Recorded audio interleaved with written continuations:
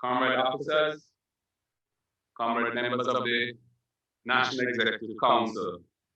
It is indeed my pleasure to be here with you today as we conduct our first NEC for calendar year 2021. And indeed, as has been said by Comrade Acting Chair, it's really the first full NEC that I am attending as your president, as the one on the 29th of November was a voting NEC.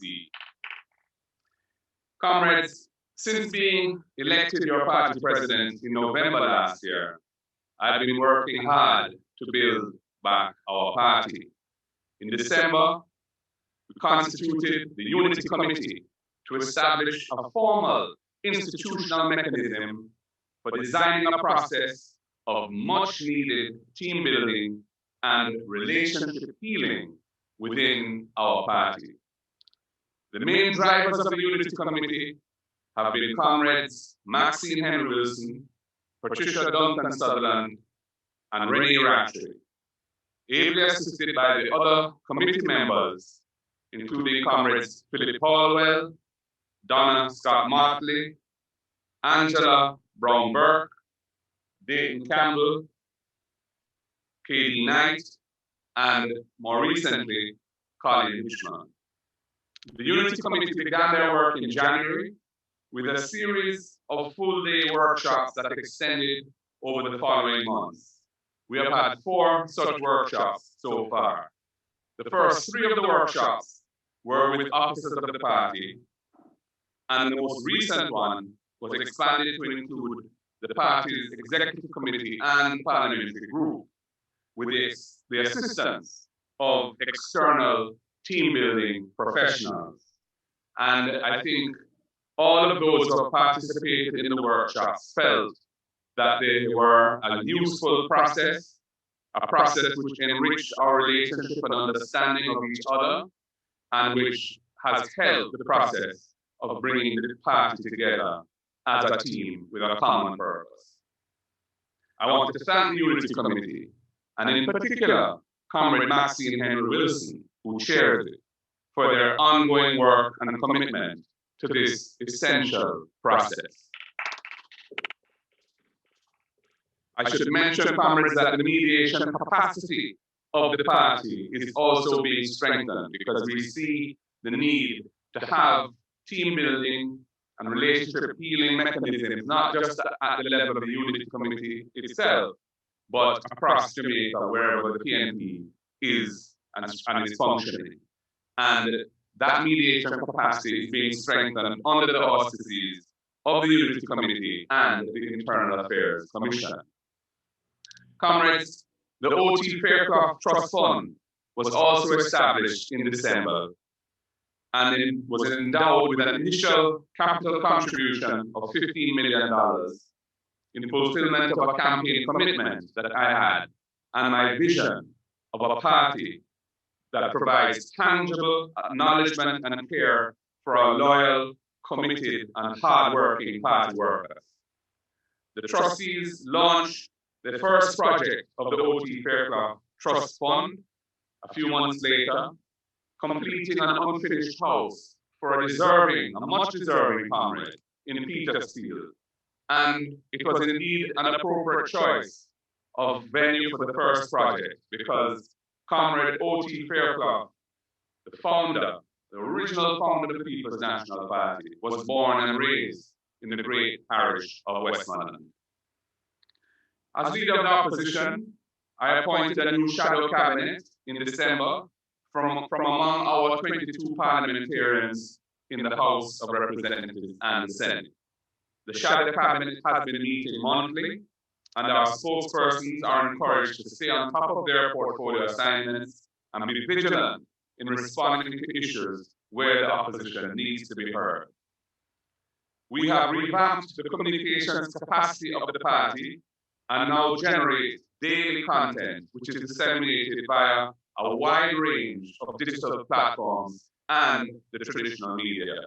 This is a critical area, comrades, where we are always looking to expand and improve. In fulfillment of another campaign commitment, I established a junior shadow cabinet in collaboration with the PNPYO and the Patriots. And when I say collaboration, it's real because we designed the junior cabinet together. The YO and the Patriots each nominate 7 of their members to fill 14 specific portfolio responsibilities, and the party leader appoints another 3.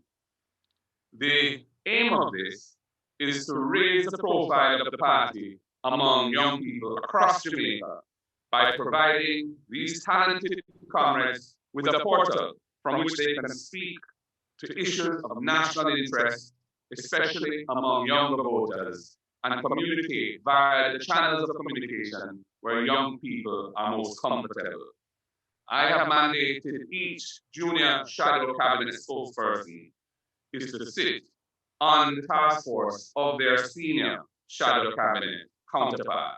And this is to ensure an easy and constant channel of communication and understanding to enable the 2 bodies to operate cohesively.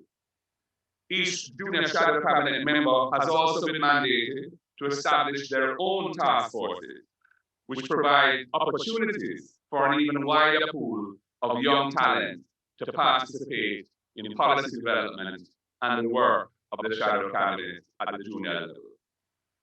Comrades, as has been noted in the Executive Committee report, we have re-established all of the commissions of the party, with the exception of the Political Education Commission. As regards that one, I am in discussions with a potential chairperson and plan to bring their name to the executive for approval soon. 2 of the commissions of the party have been transformed. The Policy Review Commission has been re-established as the Policy and Vision Commission, tasked with re-identifying and re-articulating the party's ideological and philosophical expressions in keeping with the realities and geopolitical trends of the 2020s, and also in keeping with our unswerving orientation as a progressive movement and our democratic socialist tradition. Professor Anthony Tony Bowes, former Special Assistant to Michael Manley and former head of the Political Education Department, as I believe it was then called, of the People's National Party, is chairing that important commission, and they have entered on the reference. And comrades, I regard their work as vital because for a long time, the party has skirted around the issue of confronting the questions around what our ideology means today. We know what it meant in the 1950s when we were in government. We know what it meant in the 1970s when we were in government. We are now in the 2020s, over 50 years later, and the world is a very different place. The internet is pervasive. The East and Western blocs no longer exist in the forms that they existed prior to the end of the Cold War. And the entire geopolitical situation has shifted. And modus operandi of economics and finance has also evolved substantially. So as a result, this is an important element of work which this new commission has entered on the reference for. And we plan, once they complete their work, to take it to the structures of the party and to distill and approve the findings that they come up with, after which the Political Education Commission will bear responsibility to ensure that it is rolled out at the base of the party to our party workers, where we are going, where we are coming from, and can articulate a vision to the voters on the ground that will compel them to vote for the people. The other important commission which I wish to specifically mention is the newly minted International and Diaspora Affairs Commission, which has evolved out of the External Affairs Commission of the party, and it is ably co-chaired by Comrade Horace Daly and Comrade Delia Walker-Huntington.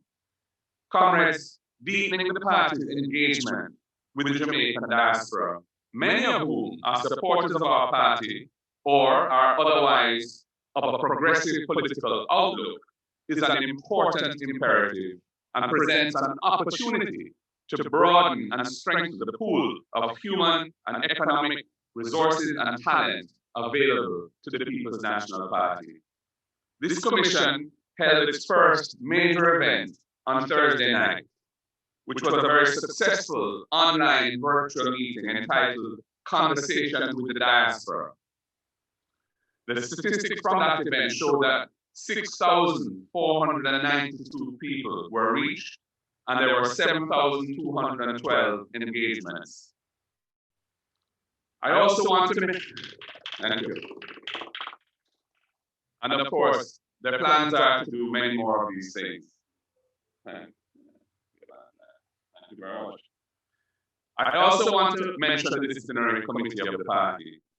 Comrades, internal cohesion and discipline is of fundamental importance to any organization.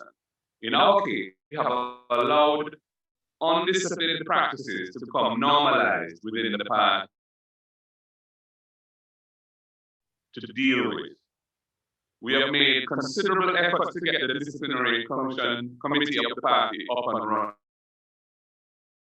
They have completed their first hearing and have submitted a report with recommendations for action, which will be considered at the next meeting of the executive committee. Comrades, this marks a new day for our party, as it shows that we do have the capacity to take action in respect of those who are intent to violate our rules and norms and bring the party into disrepute. Comrades, our preparations for the upcoming local government elections are in progress. Comrades Mikael Phillips and Angela Brownberg have been appointed the co-chairs of the National Campaign Committee, and are actively working on that task. I have participated in weekly Zoom meetings with the divisional candidates across the parishes on a parish-by-parish basis, supported in those meetings by the General Secretary, Deputy General Secretary Wentworth Skeffrey, and the co-chairs of the National Campaign Committee, and on occasion, regional chairmen have joined us as well. The party has also appointed executive assignees and parish managers to support and monitor the local government election preparations in each parish. And that is an important aspect of ensuring our readiness when the time comes. And of course, we do not control when the local government elections will be called. So we are putting our house in order in a very methodical and earnest way. Comrades, I commenced a road program in January, visiting each parish for a day's activities. It was a weekly activity of mine. The COVID spike in February and the resulting protocols have impacted the modalities of these on-the-ground activities. But nevertheless, we have been into many parishes on tours. And I'm happy to report to this NEC that PNP support is very much alive and well across Jamaica. The people have been energized by our visits, and we have been well received on the ground. They are crying out for their party to come back together, stronger than ever, and to take over the government of the country once again. I want to thank Comrade Mikael Phillips in particular for joining me on most of these tours. Our presence on the ground has reinforced the theme of powerful together that we have been using to brand our activities across Jamaica. Comrades, there is now a difficult subject which I must address.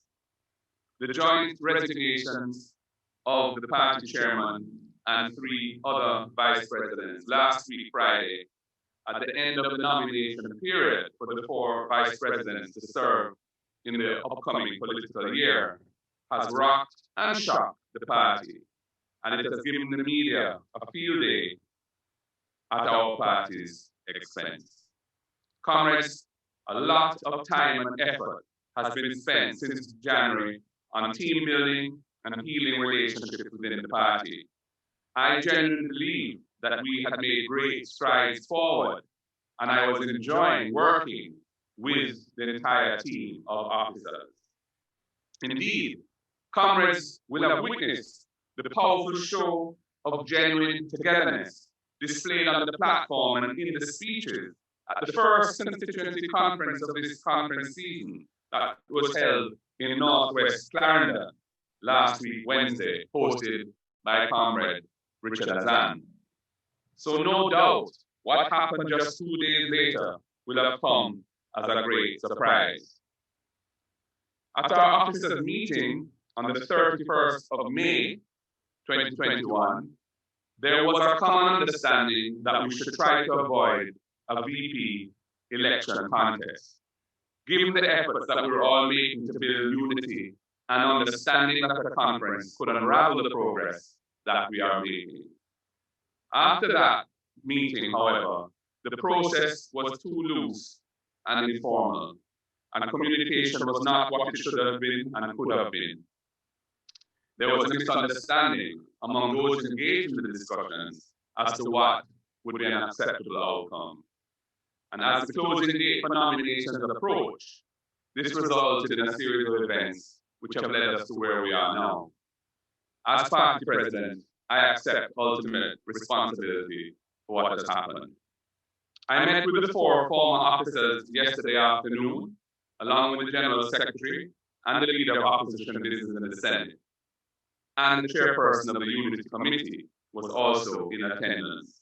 We had an open and frank conversation about the entire matter.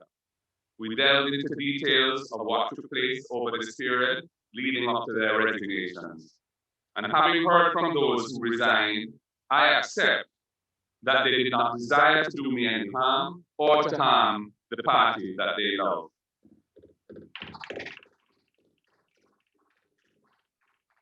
And on the other hand, I did not seek their resignations either.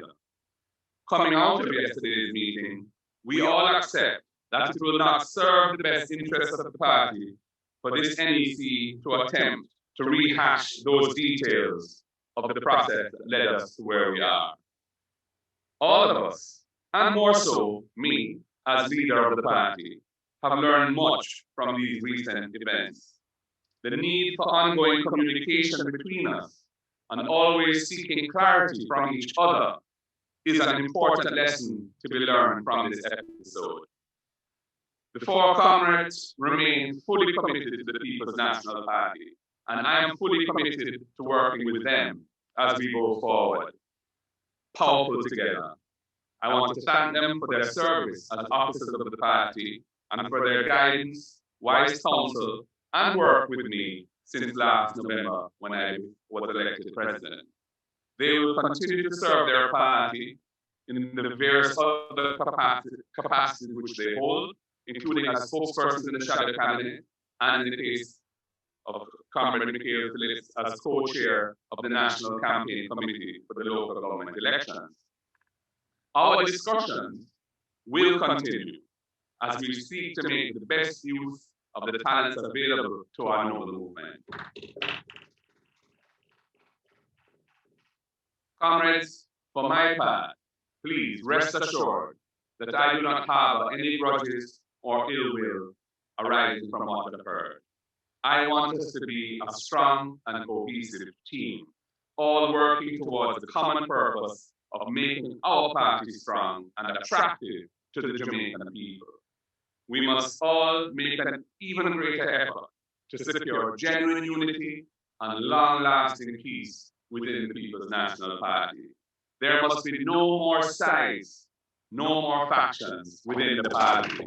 We are one party, powerful together. The party will continue to move forward. We are focused on preparing for the local government election.